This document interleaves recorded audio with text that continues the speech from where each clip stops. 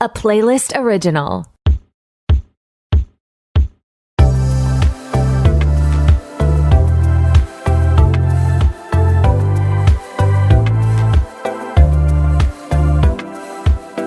Hey, what's up? It's your host, Torry, and who is ready to be petty? Welcome back to another episode of RTBP, our 100th episode.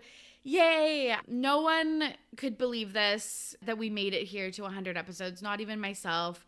And I've got a very special guest with me today. Champ is back. Champ, how are you? Do I speak now? Is this when I speak? Yes. Doing great. I think it's very fitting that I'm on for the 100th episode right after you had Chloe from Too Hot to Handle on, because I'm also here to talk about my experience on the Netflix reality show Too Hot to Handle. I just want to, breaking news, I want to report it here. You get the exclusive, RTBP exclusive. Francesca and I are no longer together. We're no longer together. I'm devastated to hear that. That's right. I'm laughing to cover up the tears. Is Francesca your type? I feel like you're into brunettes. I guess that's statistically accurate, but also probably no one on that show is my type. Okay. I got you. Yes, I think it is fitting to follow up Chloe Veach with a Champ episode. Honestly, probably most requested guest. It's wild because most of the people who request me are people that we know. But since my last podcast appearance, apparently RTBP has just exploded in popularity because I'm getting all these requests, like Instagram requests from people that I don't know. You're lying. I did. I got quite a few. I did not accept any of them because I don't know who they are. Apologies to the people who reached out to me. Okay. But thank you for the support. Okay, you need to start like an RTBP Champ account. And bring back your fucking blog. Like, start a Substack. Substack, yeah. Yeah. Okay, so why I asked you to be the guest for the 100th episode is because you were my first ever guest and big supporter of the pod, famously namer of This Week in Petty, a segment we still do 4 years on. Do you remember what it was like recording the first episode of this godforsaken podcast? I do. You lived on university campus at the time because you were working there. And we recorded it, I believe, at your kitchen table in your campus accommodation townhouse. Yeah, and I was like, lean closer to the mic. Like, they need to pick up our voices. I think, too, something didn't work because it was like the side of the mic that was facing you. So your voice got picked up really well. But I was on the other side. So it feels like I'm like across the room. Yeah, I was like #silence champ. No, you're right. I had the settings wrong because, I needed to change the settings so it picked up all of the sound, not just like directly in front of the mic. But I was such a noob then, and now I know. It was really like a really low budge operation. At the start. It still is. It still is, but you know what? I think the pandemic really opened up new opportunities for you because I think Zoom recording is like your bread and butter now. 100%. Up until the pandemic, which is fucking wild to think about. I had only recorded with people in person. Crazy. So today we are celebrating RTBP's 100th episode with an episode 1 re-listen. And let me tell you, I put this off until the last possible day that I could have done this because I was really scared, and rightfully so. It was traumatizing. And then we got a bunch of listener submitted questions. I said, ask me anything, and lots of people did. So we're going to get into those. Okay. So episode 1. What did you think? Like, what were your, like, general thoughts? Well, October 2018, we should say, was the first episode, and it was a crisp, a breezy 32 minutes? I think it clocked in at 31 minutes, and 2022 Torry could never Like, I don't even think I can talk about one topic now for like less than 31 minutes. I want this podcast to be 30 minutes. We're going to do this in 30. Let's do it in a crisp. But honestly, this is again like insider baseball, but having Chloe's episode be like 40 minutes and just having to listen to one episode, like one 40-minute episode was like honestly fucking game changer. A real throwback. It was a throwback. Honestly, anything after an hour is a bitch to edit, and I don't even do the editing. I just listen back to the edited episode. This is a good segue, though, into a question that I want you to pose to your listeners, which is, what playback speed do you listen to RTBP on? I think I'm a 1.5. 1.5, Torry's jokes really, they're punchy. They really hit at 1.5 speed. I agree. I think like sometimes when I'm listening back, again, just for the sake of editing and stuff, not because I like listen to myself talk. I actually absolutely hate the sound of my own voice. I'm like a 2X girl. I think I'm fun on 2X. And it really reminds me of my podcasting idol, Alex Cooper from Call Her Daddy. Just kidding. Obviously, I hate her. Whoa. You're a Sophia Franklin girl? Yeah, I'm Right. on Team Sophia. But honestly, Alex Cooper was the only person I've really seen talk about like editing podcast episodes to be super punchy. I'm sure obviously many other like kind of like comedy interview podcast genre people have talked about this, but hers is the one that sticks out to me the most. And I definitely try to do that, like not have like lulls or something. But anyways, that's again kind of behind the scenes. But I just can't believe that people want to listen to this podcast for like an hour a week. So if you listen to it on 2X, like no tea, no shade. Listening to the 1X sound of your voice currently, I just want to say excruciating. When it used to 1.5 speed, in real life, can't compare. If you're listening to this podcast right now on 1X speed, what are you doing with your life? Increase it. 1.5, 1.75, some podcast apps have the ability to do. Our jokes are going to be hilarious. Honestly, okay, so Champ and I hang out all the time in real life. Do you want me to talk like at 1.5x speed? First of all, I would love that because you told me some stories at our most recent time hanging out. Yeah. And they took probably a solid hour, 45 minutes to get through. I literally feel so bad. I feel like the last time we've hung out with our friend group, I'm like, I have stories that I need the floor for like a solid 2 hours. And know what? Y'all just listen and ask good questions and agree with what I'm saying, which is the perfect combination. It probably doesn't help, too, that at most of the times when you're telling this story, there's also a 3-year-old that's running around trying to get adults' attention. So that probably is not helpful to you telling an important story.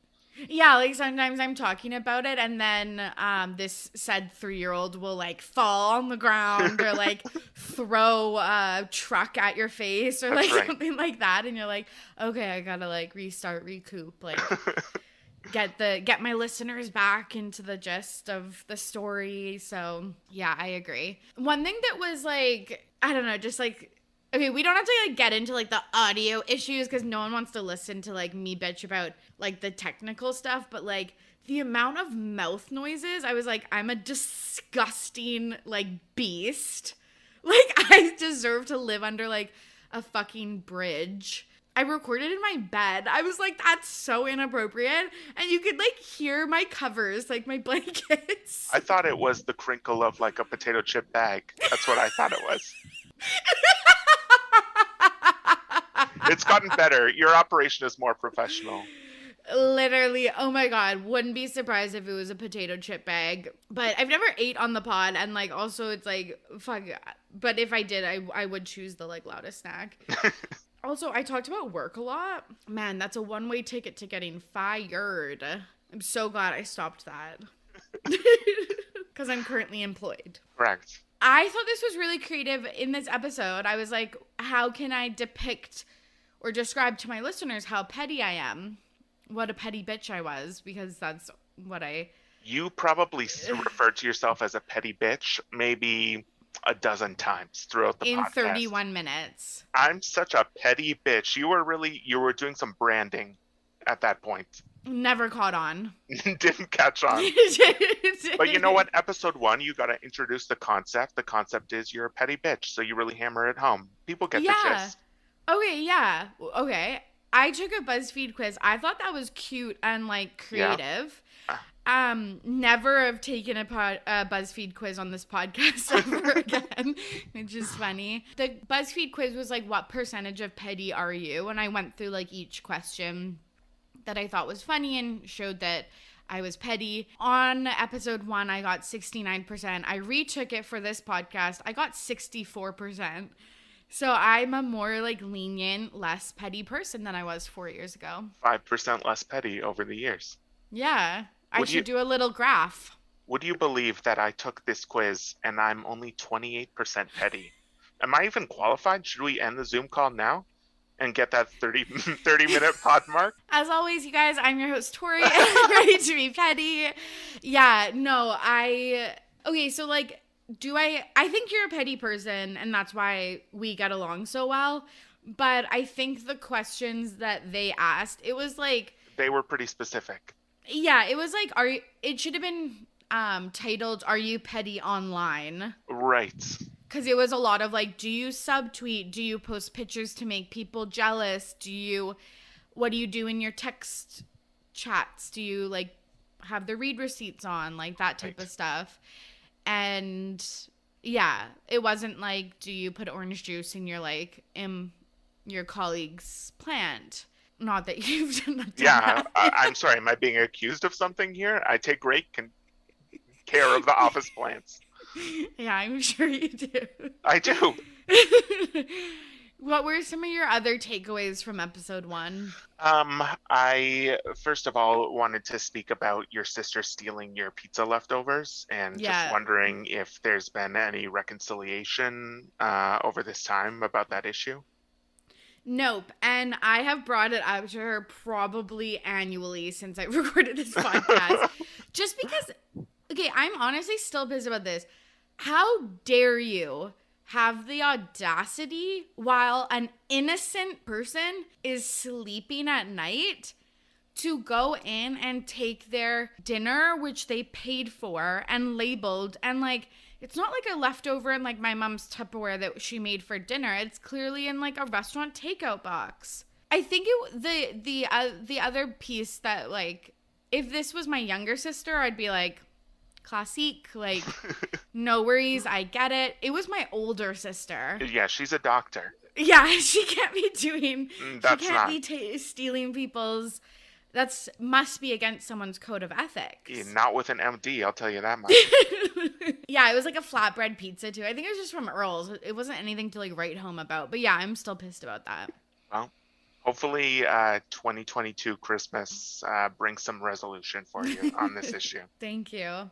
What were your other takeaways? I think we should discuss, because this first episode was all about petty about Halloween, and Torry discussed at length her own Halloween costumes versus her issues and complaints with celebrity Halloween costumes at the time. And I just want to run down in 2018, the potential Halloween costumes that Torry was considering at the time. Okay. Number 1 was Lindsay Lohan from the Mykonos meme. Yeah, honestly, would do that this year. She's on a upswing, and didn't she just get engaged or something? She got married. Oh, yeah, married. She did get engaged, and now she's married, and like she's having a comeback career. So honestly, that would be like a good 2022 costume. Your other costume idea was Boston Rob from Survivor. Remember when I did an accent and it was recorded and people listened to it? Amber. Don't go against the family. I would be down to do that again this year. Or like I haven't done it yet. Yes. I think why I didn't do that at the time was because I would be wearing basketball shorts, a t-shirt, and probably holding a tiki torch. And I just thought, given the political climate, and like a mustache, I just wasn't interested in that. Right. Yeah. And then the Halloween costume that you landed on was Rachel Green from Friends. To fast forward to Torry's complaints with the Yeah. celebrity Halloween costumes was that they were too basic. They were too just regular. And you're telling me that your literal description of your Rachel Green Halloween costume was a black turtleneck. And you're telling me that's not basic? You're like, ooh, look at me with my out of the box Halloween costumes. I'm sorry, a black turtleneck is outside the box? And then you're on Chrissy Teigen's case for dressing up like a unicorn? She wore a fucking unicorn onesie. I don't even have to look that up. I know that from my memory. One sidebar about Chrissy Teigen is you did mention on the podcast that Chrissy Teigen was your ideal celebrity BFF. And I'm just wondering, I know there was a Chrissy Teigen controversy over the years since this was Yes. recorded. Yeah. What's Chrissy Teigen's status? Has anyone checked up on her? Is she uncanceled? Is she existing in the world? She's still selling cookbooks? I actually don't know because I like unfollowed her on like everything. Ooh. I was part of the cancellation, I guess Wow. you could say. I just because and like I don't know. I don't want to say that I like her or not. I think she's funny, but yeah, like some of her takes are like really privileged. Like when she's just like, haha, I like lose my AirPods and like just buy new ones and like stuff like that. And I'm like, oh, like this was like that's just like not funny to joke about. Which like okay, people are probably annoyed that I even just said that. But then also like telling people to like go KYS Oh, in yes. the DMs and stuff like that when you're like I don't know. I just and then not really taking accountability for it. I'm just like I don't you're not a celebrity that I want to follow. Not that any of the other celebrities I do follow are any more like ethical than her. Right. But yeah, I think she's like she did take a seat back for a few months and I think she's just I don't think as famous as she was and Right. maybe will never be. Like she was doing that project with Kris Jenner, the cleaning supply Right. brand, and then they pulled her from that. So I don't know. Okay, But well, she 2018, Chrissy Teigen, big deal. Undeniable that in the well, moment this was recorded. she was the patron saint of RTBP because she actually tweeted a picture of herself and said, "This face screams, I'm ready to be petty." And that's how I got the name of this podcast. There you go. So truly, she was the patron saint. For better or worse. Probably for worse, but Okay. yes, yeah. But okay, yes, you're right. I was basic. Rachel Green, it's like who hasn't been Rachel Green for Halloween? And I just think it's like with my budget of like $20 that year, Right. I thought I did well when I like thrifted some things and it was like you put on a onesie. But I just like homemade costumes, but I'm just like if you had an unlimited budget, like I would buy the Marilyn Monroe dress. Right. Yeah, and wear that for Halloween. There you go. JK, but like, you know what I'm saying? Like I would literally have the fucking Dorothy red ruby slippers or like I would get someone to make like exact replicas of it. I'm not like tossing on a Target onesie and calling it a night. Or like The Met Gala is really the celebrity Halloween at this point. 100%. And that's the level I kind of expect. Like, if you're going on the same, like, slutty Halloween costume website as I am and hitting add to cart and you are celebrity, like, I'm pissed. That's for us plebs. You should be getting, like, hand sewn whatever dresses. I don't know. I do want to circle back to as well when you revealed that Rachel Green was your Halloween costume in 2018. You also mansplained, is the only word for it. You mansplained basically Rachel Green's arc in the television show Friends from season 1 to season 10 or whatever it was. And I'm just wondering what listener of RTBP needs Rachel Green's character arc mansplained to them at this point? We know what it is. I didn't even watch the show until the pandemic started, and I even knew what Rachel Green's character arc was. Yeah, you're absolutely right. I know. I was like, and I'm going to mansplain it to you again. I was like, I'm going to be like the coffee version with her like French twist and her black turtleneck, not the like badass bitch businesswoman at Ralph Lauren with a child. And yeah, I don't know. I just had to show which era of Rachel Green I was in. Right.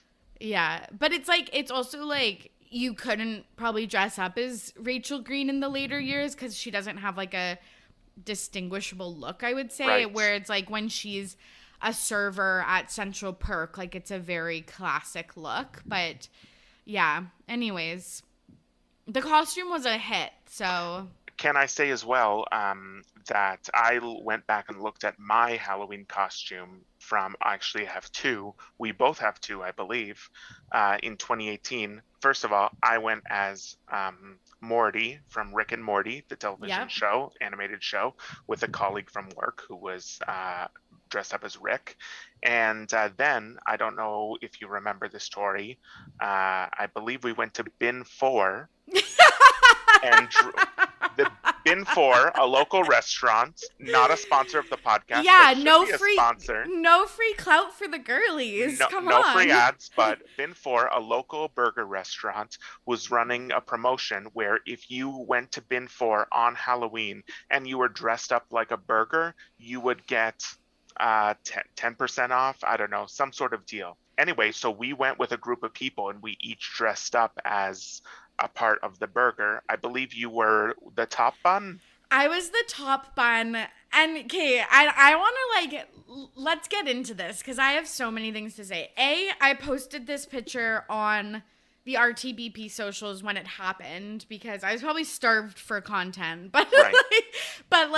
They reposted a picture of us, and yes. I thought it was really funny. Because especially because basically since I was the top bun, I just wore all beige, but I did cut out sesame seeds and put them like on my face, but it just kind of looked like I had like paper growths on my face. Like it wasn't ideal, but I got a meter stick and made a pickle as the toothpick and pickle. And I was like, this reminds me of something. Like, how did I think of this idea as the top bun? And it took me literal years. I think I posted like some Q&A boxes on Instagram being like, what does this remind you of? And no one could get it. It was Snooki when she dressed up as a pickle princess. Okay. On an award show. I'll post the picture, but yes. like it makes perfect sense. And I just love how my pop culture brain, like 10 years later, picks that up, and it was a contribution to my top bun costume. I want to also say that I made this costume on work time. Yes, we should say this too, is that all elements of this costume are either just like colored clothing or yes. supplies from your workplace at the time. Yes. And okay, so Champ was the Patty. I was the Patty. So what I did was I had someone I wasn't working at the same place as Torry at the time. So someone Torry was working with cut out black strips of paper. And so I wore like a maroon colored shirt, the color of like ground beef, and then taped the strips of black paper as grill lines, which we thought was good at the time. And so the manager of Bin 4 was circulating the restaurant and taking photos of people wearing their burger costumes. And she comes up to our table and she's like, oh, look, the top bun, the bottom bun, oh, the lettuce, oh, the cheese, oh, the tomato, oh, look at all these great things. And then she looks at me and she goes, I don't know what you're supposed to be. And I'm like, I am the burger. I am the integral ingredient of your restaurant, and you don't recognize me? Anyway, you can post the photo and see if people recognize what I was trying to go for. Yeah, because in my head it was like perfect, so that was like confusing. So honestly, that's kind of on her. But I remember you were like livid. She apologized. You were like, "Well, if I made my own costume, I would have been recognizable." And I was like, "Okay." Yeah, no, I definitely blamed whoever cut the grill lines. I think it was Dana actually who I was blaming. Yeah. Also, like, just another thing is that it was Dana like, Dana was the cheese. Yeah. No, Dana was Dana the was the lettuce, lettuce. and Courtney, friends of the pod, Courtney was the bottom bun. Yes. So funny. I completely forgot that was this Halloween, but man, I think that when we went to the restaurant, I revealed the podcast episode was out, which is so funny because also it was like on SoundCloud. Yes. I don't even think we had made it to Apple Podcasts yet. So yeah. Oh my gosh, what a throwback. So fun.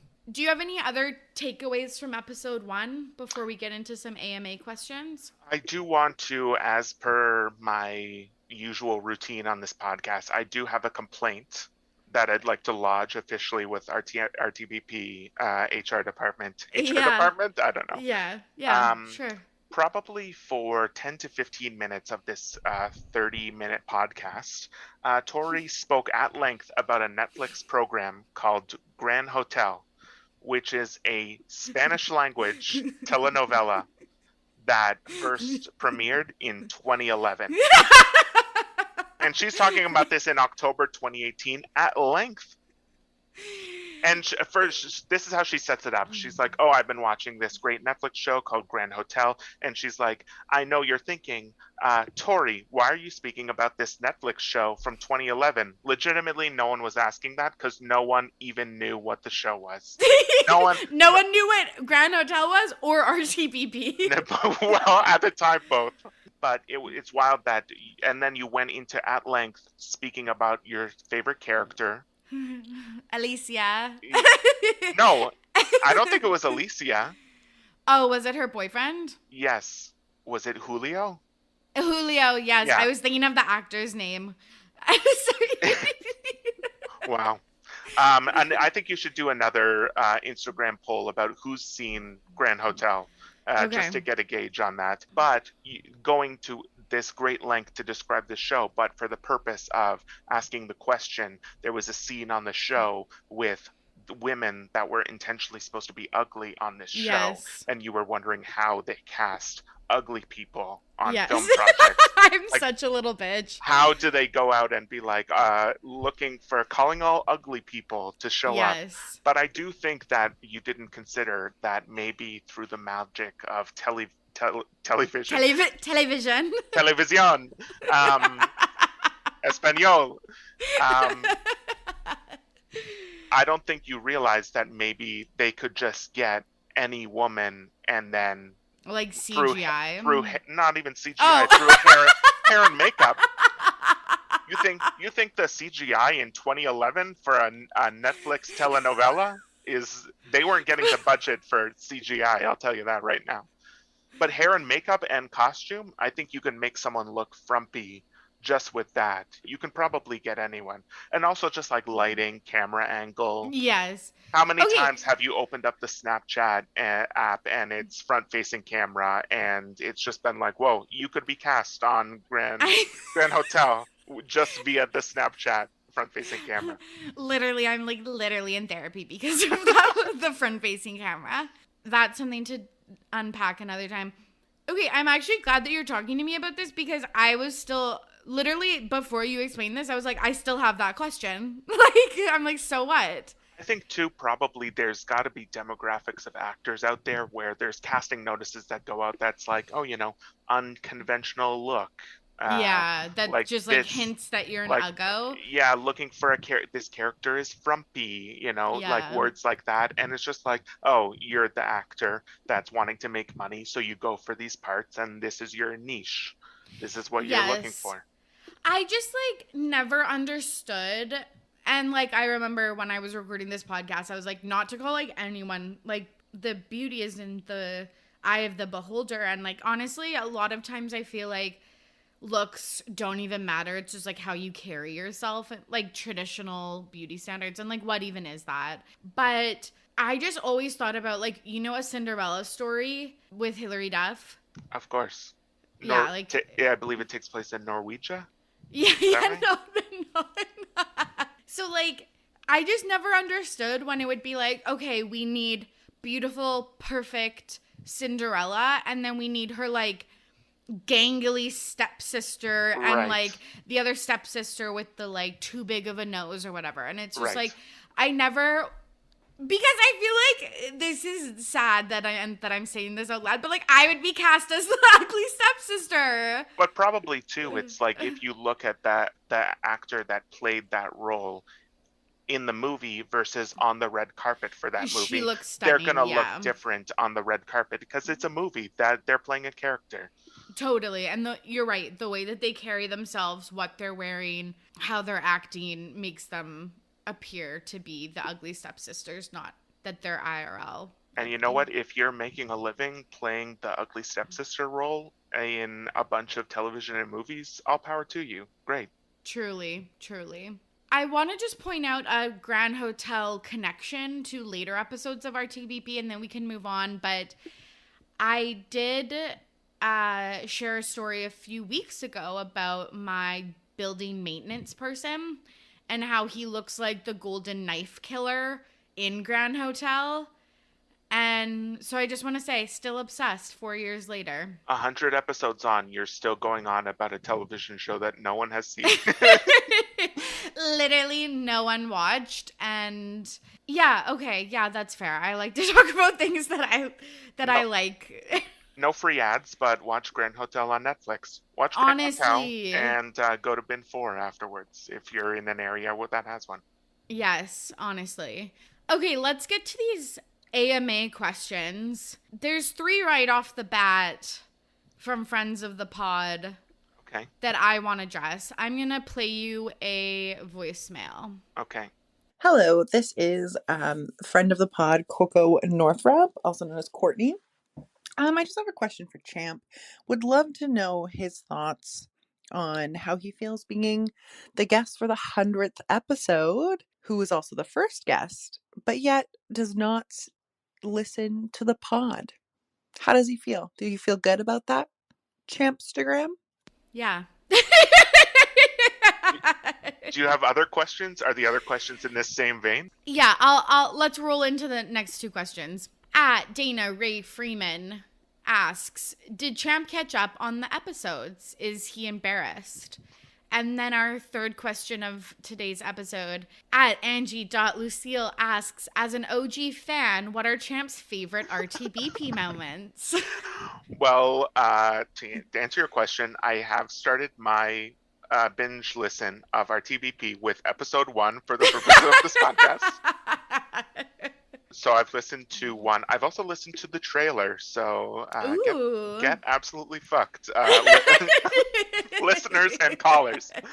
No, I haven't caught up yet, but I'm making my way through. I've got a plan. I'm also going to take down, I think, probably Torry's hottest takes from over the years, and maybe we'll do a compilation episode later down the road.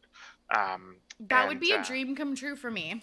Well, there you go. Me not listening to the podcast and falling off all these years in the past may come back around to benefit your podcast content. So perfect. I love that for us. But to answer Courtney's original question, how does it feel to be the guest on the 100th episode, having not listened to any of the podcasts in 4 years? Feels amazing. It feels amazing. Thank you for the question. Oh my gosh. Okay, let's get to the real questions. Do you want to take this one? Sure. At Lily Chazelle. Is that right? Honestly, I'm gonna go with Lily C. Hazel. But Lily C. Hazel. Okay, Lily, got it. Reach out to us and let us know. Lily Chazelle / C. Hazel. She asks, what songs would you put on an RTBP mixtape? I thought this was such a good question because I feel like music is so integral to my life. Well, everyone's life, to be honest. Like, I've never heard of someone who doesn't like music. I mean, you're actually talking to the one right now. Literally. I'm not a music person.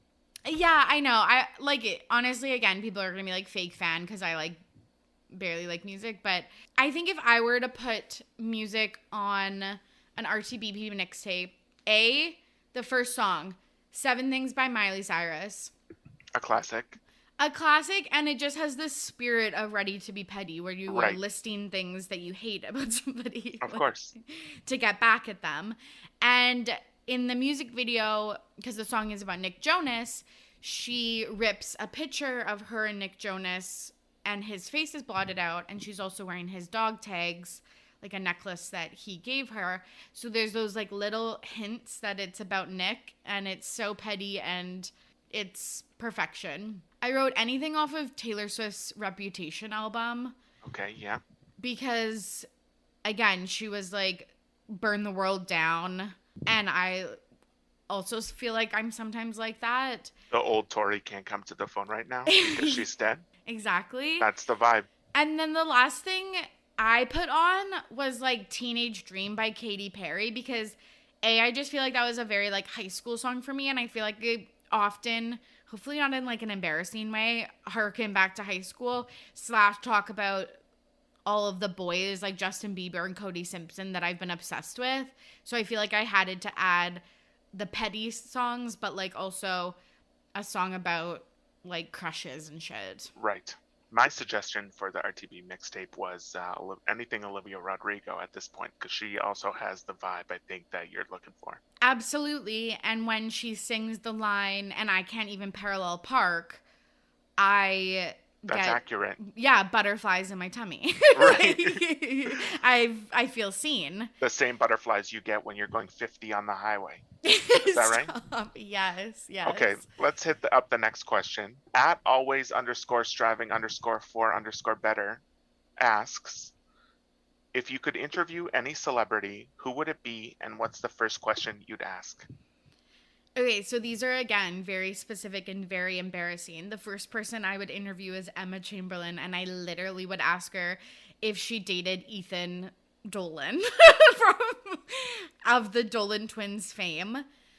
And in the same vein, the second person I would interview is Taylor Swift, and I would say, did you date Karlie Kloss of Carly and Jared Kushner? It's really fame?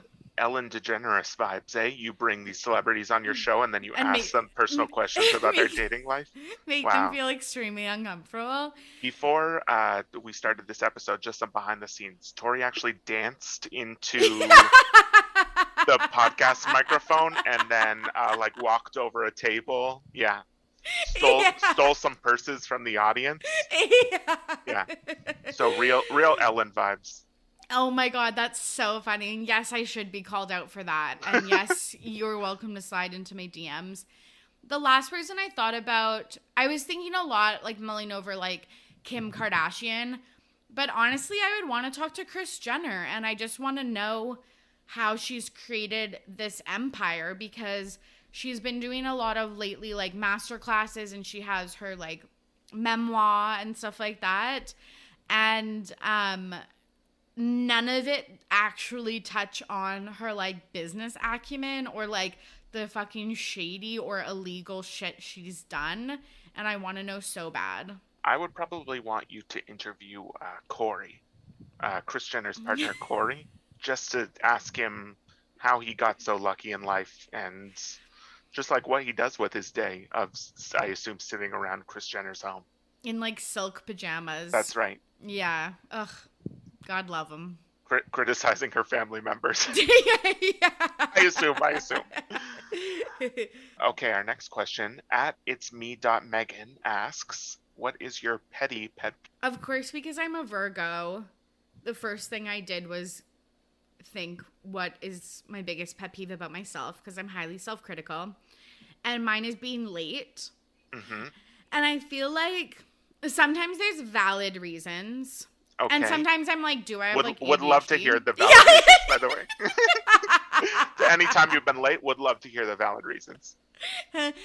But then sometimes it's just like I'm like trying to do 1,000 things and get out the door at the same time, and I overestimate or overpromise what I'm going to do before I get out the door. And I feel like a lot of times I've been treating my being late as like kind of like a quirky personality trait. Like, right. Oh, like, it's so funny that I'm an hour late. Like, I'm on Torry time, like, blah, blah, blah. And it's like, no, this is actually extremely disrespectful. And like, and like really is rude to other people, and I absolutely hate that. So that's something I've been really working on as of late. And it's also just like when I'm waiting for someone and someone else is late, it's annoying. So why the fuck do I think that I can do it? I was going to roast you for this, but honestly, it took such a dark turn. I'm like, Now I I don't think feel there's like I something can. medically wrong with me. And you're like, well, you're like, yeah. Well, it's just weird because I'm like a generally organized person and I just like cannot get it together. So there's something, then you just jump to there's something medically wrong with you, clearly. Like, I think there's something to be said about like using all your organizational energy at work and not having or like on the podcast and not having any left over for your personal life, basically. yeah, yeah. And I feel like also if it's like I have a dentist appointment at 10 a.m., like I'm showing up at 10 a.m. Like I'm not late for like medical appointments, but it's like, but I need to bring that same energy till it's like, okay, come over to my house at noon and it's 12:30 and I'm rolling up. Right. And I've missed a lot of things. Like that's another thing. It's like not good for anyone. So sorry, this was supposed to be funny and it turned serious, but it's true. And if this is you in your life, like, I don't know, because I don't have the answer, but like I'm trying to figure out what I can do to make it better. Well, acknowledgement is the first step. Truly. But about other people, I absolutely hate when people cross the street without looking. I'm having so I live, for people who don't know, I live in a pretty touristy area of Victoria, and it's tourist season right now. And just like so many people just like enter the road when I'm driving without looking. I'm scared that I won't be able to stop. I'm gonna hit a pedestrian. And the other thing that I hate when I'm out in public is when old people, no offense to old people, but use the self-checkout. It's not for you. Okay, would you believe, let me tell you this, a new Walmart Supercenter opened up close to where I live currently, and it's only self-checkout. There's no human cashiers. It's strictly self-checkout. From what we've seen so far. Yeah. We cannot find the Wild. area where the human cashiers are. Just self-checkout. So, anyway. And like, okay, like I don't love that because I don't think that's like, again, accessible for everyone. And like, again, like, is that taking away jobs from humans? Like, I guess so. But yeah, I'm like, oh my God, you can't look up the like fucking code for avocados. So I'm going to just like stand here for 45 minutes and wait till you like type it in, and then you're going to put it on the scale wrong, and then you're going to call over the attendant, and the self-checkout is supposed to be like where you like zip through, or at least that's my expectation, and that never happens. The last one I put about like other people is I hate when people eat peanuts in confined public places. There are two specific incidents that I recall. I have a peanut allergy, if that's not clear, which like just don't eat common allergens in confined places. Like I remember I was on a plane, someone like busts open a packet of like Reese's Pieces, and I'm like, okay, I'm 4 rows down and I can smell the peanuts, so I'm just gonna have an anxiety attack back here, but enjoy your chocolate. Like, like, can you not when we're like 30,000 feet in the fucking air? And then the other one that I remember, which I think was so egregious, I went to a Starbucks in Vancouver and someone had shelled peanuts, and they just cracked them open and left all the peanut shells on the patio table. And like maybe that's like, okay, like that probably doesn't happen. That was like a, you know, like a one-off person who's like a psychopath. But can we not do that? Like, I don't know. I feel like that's like decent common like courtesy, but maybe that's just because I'm hyper vigilant about peanuts. Let me tell you, the amount of peanut shells I find all over Starbucks locations, it's an epidemic. No, it's definitely not. It's definitely not a one-time thing. It is weird though, like when you go into the airport and you go to like the snack places in the airport, the peanut selection is vast. It's so Yes. plentiful, which I is weird. know. Then all these people in the airport are then getting on metal tubes that are enclosed in the sky, and it does seem weird that this would continue to be a thing. Although, Yeah. like, maybe there's studies that it's like you can have peanut products on the airplane and the air. Ventilation is good Yes, enough. Yeah, and that's probably it. And I'm probably just an anxious person. But yeah, you're totally right. It's like Air Canada's like, oh, we don't serve nut products on our airplane, but we'll just have all of our customers eat a peanut butter and jelly fucking sandwich before they get on this plane. that's right. Like, it's so ridiculous. So yeah, those are some of my pet peeves. It's usually stuff that is so minuscule that if you have a high tolerance for like inconveniences, you would never notice, or you're me and you get frustrated by the littlest things when you're Right. just trying to live your life. It's me. Megan had another question that was submitted. A favorite villain? Yeah, I took this as reality TV villain, not like movie. Like I wasn't gonna be like You're Ursula. Like Darth Vader. yeah. So Megan, tell me if we interpreted your question wrong. But I think like I like the classics. Courtney from Ben Flanick's season of The Bachelorette. Ben Flaccid, I believe, is how you Sorry. pronounce. Sorry, my bad. From Ben Flaccid's Bachelorette season.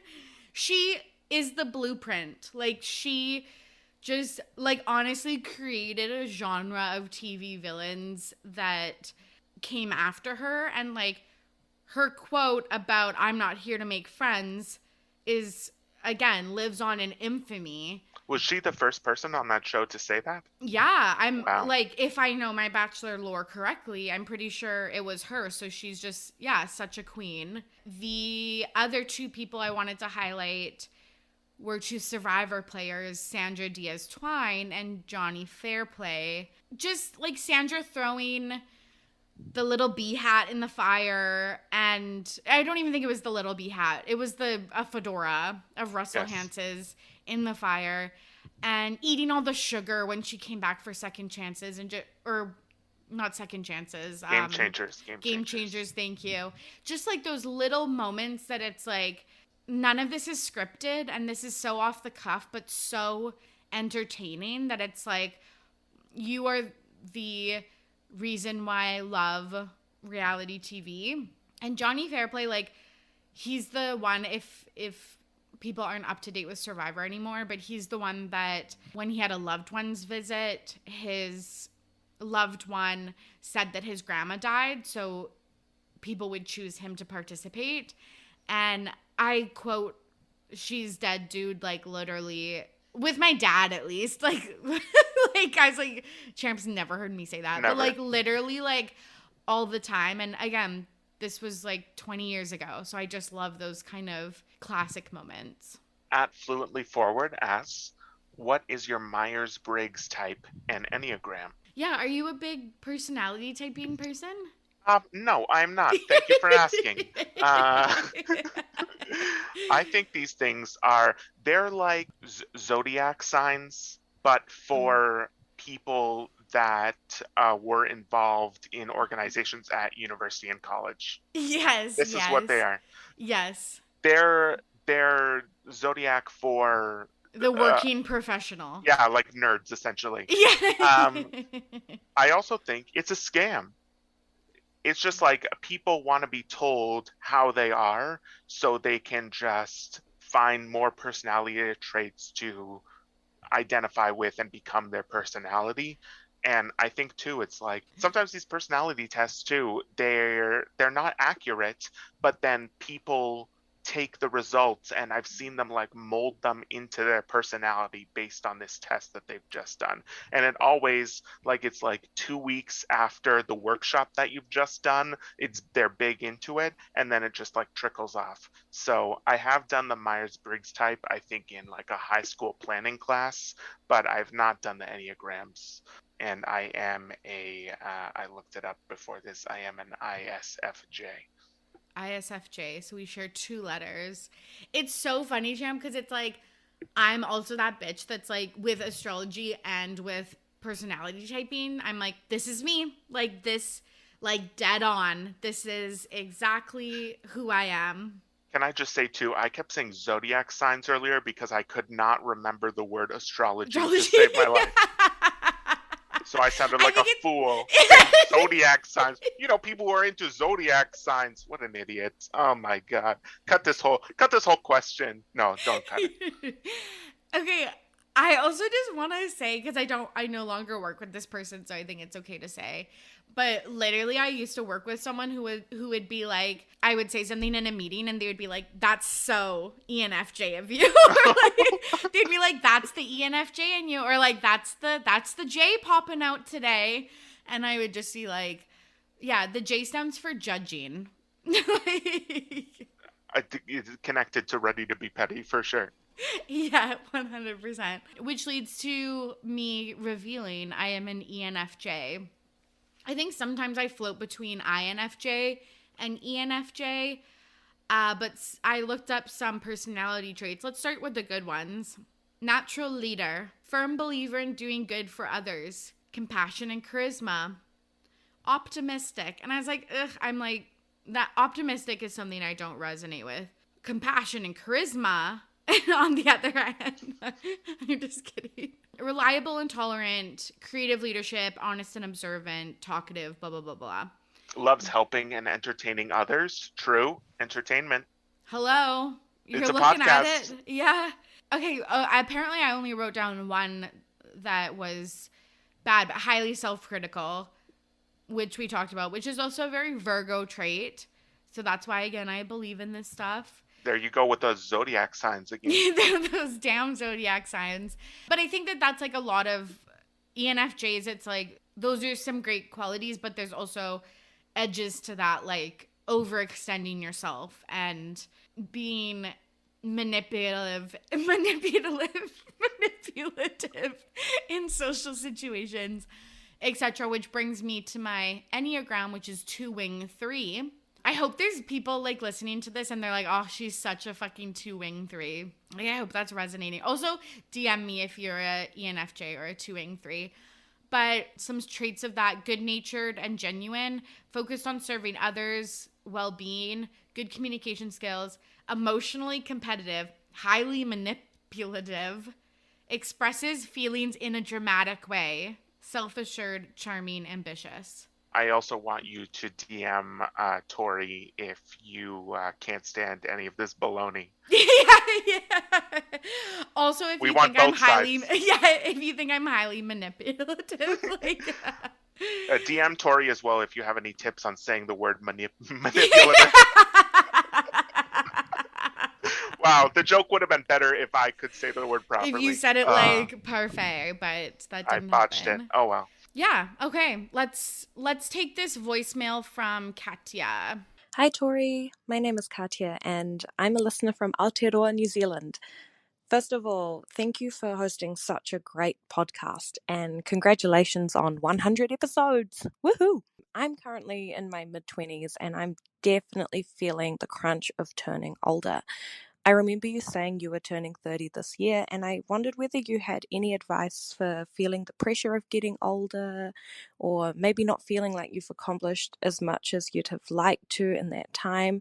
I know that a lot of people my age struggle with the timeline of life and constantly feeling like you're on the back end of it. So I was wondering if you had any words of encouragement or advice for dealing with those big feelings in this fast-paced world. Love you, and thank you so much. Can I just say I can't believe that Katya is from New Zealand. That's I crazy. know. That's crazy to think about. It's crazy to think about. Invite me over.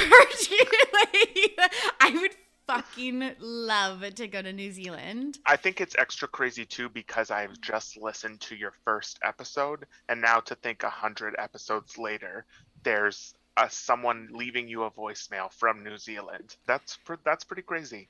I know, and like I'm honestly about to cry, and I don't want to cry on camera / on this microphone, so I will cry later. but literally, this is so sweet. And it is wild to think that there's someone listening in New Zealand and that they're seeking advice from a person like me. Like, absolutely wild Thank you so much for this question. It literally made my entire life. Yeah, I remember I got it a few days ago and I was like literally crying. And I think I'm going to cry again. Like, okay, let's answer it. So yes, I turn 30 next month. Champ is in his 30s. I'm 31. You're Turning 30 32 this year. Turning 32. I was there for his big 30th bash. I don't think you were actually, because it was at the height of the pandemic. I think I like basically had COVID but couldn't get a COVID test. You're so right. This was like I was so sick and I was like, I think I have COVID, but I can't get a test because the lines were so long. So I just quarantined in my house for 2 weeks because it was pre-vaccine. Anyways, you're right. So I missed your 30th birthday, but yeah, we're both in that age group. I should clarify as well that I did not have a 30th birthday party, just so people don't think that I was throwing a big 30th bash in 2020. Okay, continue. Okay, but that's such a good point because I said bash facetiously. Is that the word I'm looking for? Yes, yeah. But you're right. So no words get minced, because that would have been ironic when 2 months later we talked shit about Kim Kardashian's 40th birthday actual bash. Anyways, I wrote down a few things that have helped me as I approach 30, and I'm like, I don't own a house. I'm not married. I'm a lowly coordinator at my job, and like that negative self-talk comes up so often. So I think like the things that I've done to like combat that, talk about it with your friends or your sisters or your siblings or whoever, your partner and whatever, because I think like one thing that I've realized, working at a university, and B, just like living life, is like so many people go through similar transitional periods in their lives and just like suffer in silence or struggle or like, I'm the only one that thinks like this. And I think that we're getting better at this because I do see content online about like worrying about especially the 30s mark. But I think it's like knowing that I'm not the only one that's worried about it has been helpful, and talking about it and, you know, making some jokes on the podcast about it like is helpful. The other thing, like setting boundaries with your family, at least in my experience, like my mom always makes jokes. I'm going to say this because we talk about it openly, but like my mom always makes jokes about like, when are you going to have kids? Like, et cetera, like for the last like 10 years, like, oh, this is a cute baby name and like stuff like that. And because that's another big, you know, marker when you're entering your 30s for some people. And so I've been really open about like, please don't talk about this. This isn't something I want to talk about. I understand you're coming from like a loving place, but it's actually like hurtful to me when you're bringing this up. And that's been super helpful. She knows it's a touchy subject for me, and she is generally respected that I don't want to talk about those things. So setting boundaries with people, unfollowing people. It has been such a lifesaver being able to unfollow, especially people that I grew up with or went to high school. Like so many of my friends turned out to be like doctors, accountants, teachers, nurses, like that type of thing. And I like a lot of my friends have terminal degrees or professional degrees, and they work in that. And that's something I'm not in. So it's been super helpful to unfollow a bunch of people that were like in my, you know, university cohort and high school cohort. Like I don't need to see their shit on my page and compare myself to their lives, especially because me comparing myself to a high school classmate when they are probably just posting their highlights on their social media is so unrealistic. So I could see myself getting more critical of myself when I would endlessly scroll through high school people, etc. So I just unfollowed like a billion people. And my rule for this is if I'm in my hometown for Christmas and I'm at the local Safeway and I see the person down the aisle, if I'm turning around to avoid talking to them or like covering my face so they don't see me, we shouldn't be friends on Facebook because I obviously don't want to be friends with you. So unfollowing people has been helpful. And then the last thing that I know deep down in my soul, but when automatic thoughts come in, you often don't think this, but like truly a lot of markers of success and markers of timelines are social constructs, or were kind of created when the world was really different, when women weren't working. That's why they had babies earlier. Or like when like divorce rates are so high or whatever, it's like, yeah, because women didn't have the option to divorce people. Like they didn't have their own means to divorce their husbands or like whatever. Yeah, so why are we putting kind of those outdated ideas on like a 2022? Yeah, like sometimes it's fucking shitty that like I probably won't own a house or like whatever, but like I don't know, I'm trying to celebrate accomplishments that I have and not look at, you know, like my older family members' successes or like my peers' successes and put that on me. Yeah, and it ebbs and flows. Sometimes it's like really hard to do all of that, and sometimes I'm really good at managing that, and then I feel better about myself. But yeah, that's how I've been. And like, not saying that I'm even managing it well, but would love to take advice from anyone that has any. But yeah, those are some of the things I've done. I think you're right that there is like a big obsession when like everything that we see in our society is like focused on like the youngest person to do this, or the young phenom, or you know, youngest self-made billionaire, youngest blah blah blah blah, the youngest person to do this. And the no one's really focusing their attention on like, oh, the person that like stuck it out and took worked through the years and built and built and built, and now they're at a place in their life. It might not be until you're like 40, 50, 60, but now they're at a place in their life where they're comfortable and they've accomplished a lot, and they've made something of themselves, and like had been a success by whatever metric their life is in. Yep. And but no one really focuses on that, but that's where most of people in the world actually are. Yes, yeah, that's the thing is like I feel like a lot of times when we get caught up in this stuff, we're looking at the exception when we are the rule of like people struggling to feel successful or not let the pressures of society rush your timeline or whatever. Another thing that I was just thinking of is, yeah, like having role models, or like I have through the podcast many internet friends that are in their mid 30s and maybe single, or, you know, don't own a house, don't have kids, like those kind of traditional things. And it's like, and they are living happy, healthy, fulfilling lives. So maybe trying to have some role models and think about rewriting your own metric of success, because maybe your success, or maybe a past success would be, yeah, have a kid and be married at 30 or whatever. But now it's, you know, managing your mental health, connecting with friends, and nurturing your relationships and like stuff like that. Like maybe that's what you shift your, I don't know, focus and how you know, kind of take account for how you're doing in life. Or do stuff like turn your hobby into something that makes it to 100 episodes, you know? Yeah, yeah. Something like that. Love that. Okay, shall we? Let me hit you with the next question. Okay. @_Sarah.S.J asks, what keeps you inspired?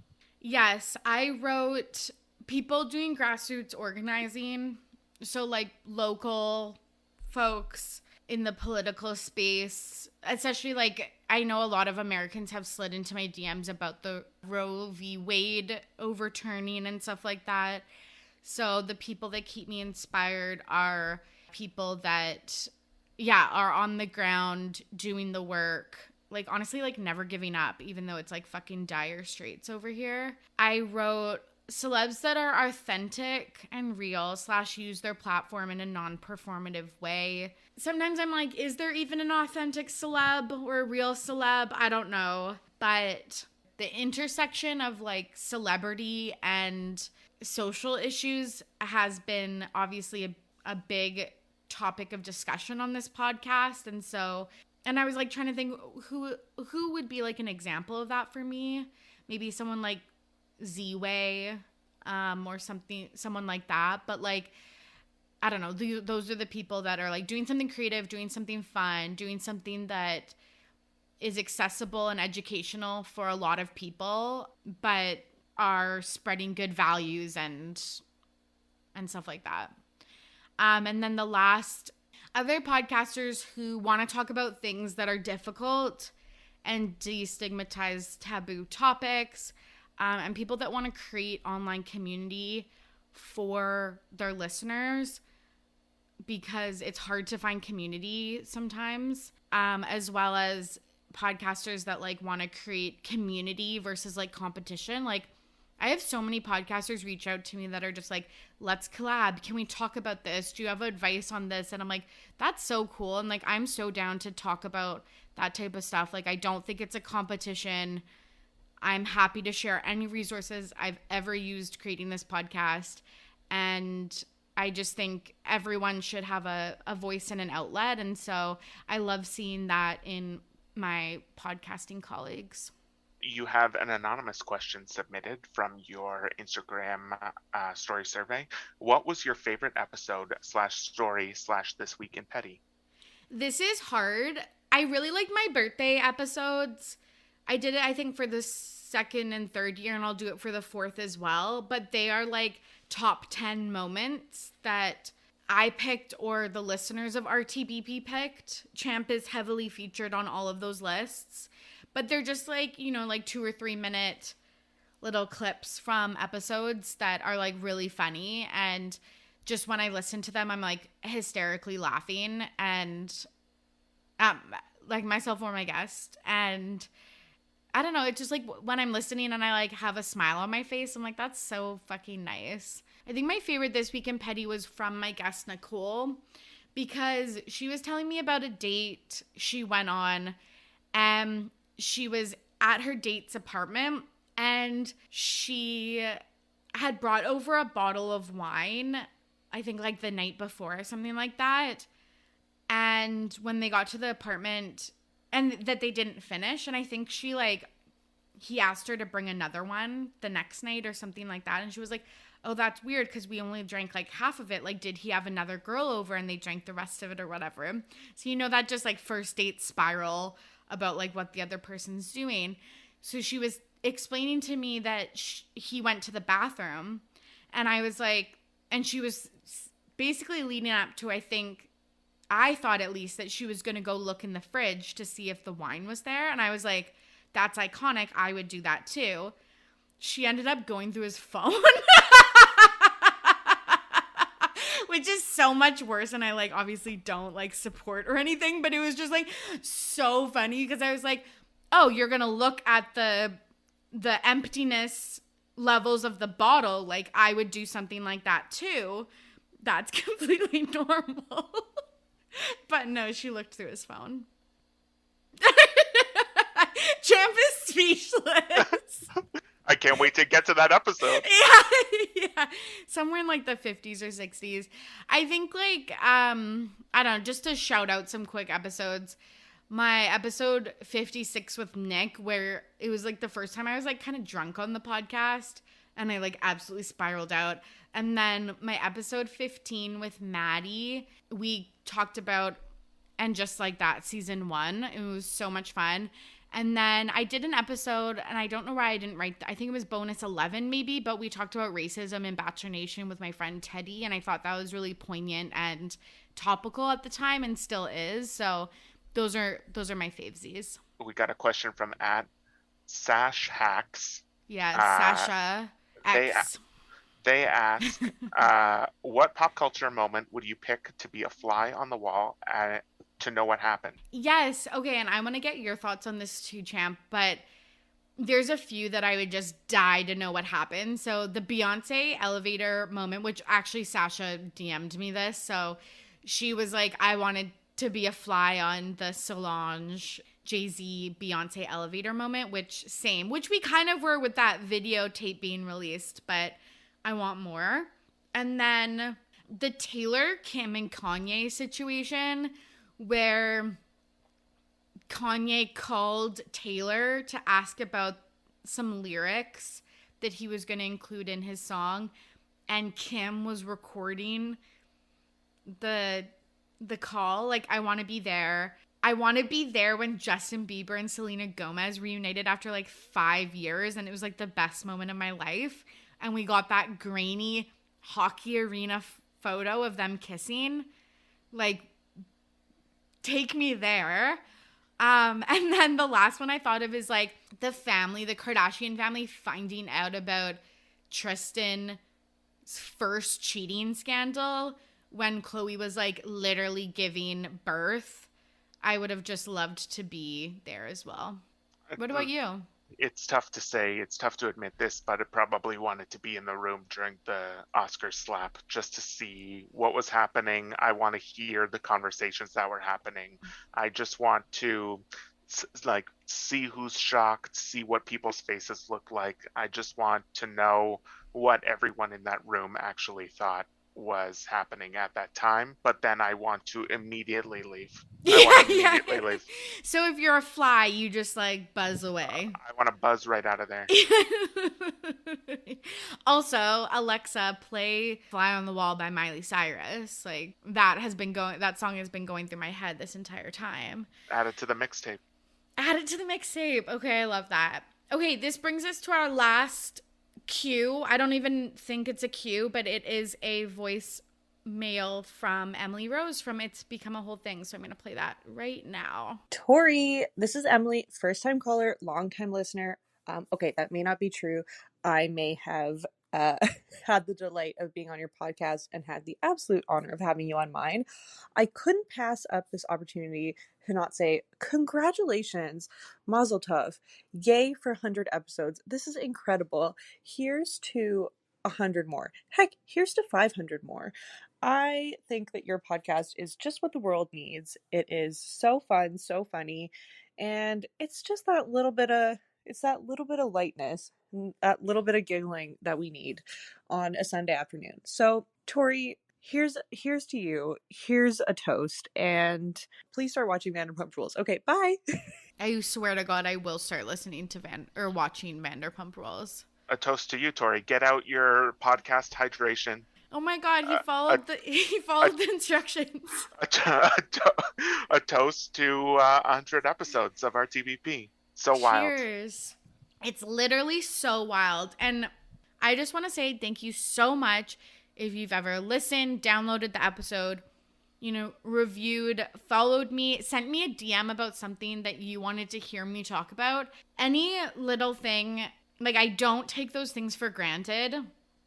I said this in my last episode, but this podcast has been like a light in a very like dark 3 years. Like, the last couple of years have been hard, and this podcast like has really kept me going in some really challenging years of my life. And again, anytime anyone has bought a piece of merch or connected with me over like our love of Emma Chamberlain or something like that, again, it makes to be earnest and embarrassing, it makes my heart so happy. It's so nice. It truly is. So I just want to say thank you so much for listening.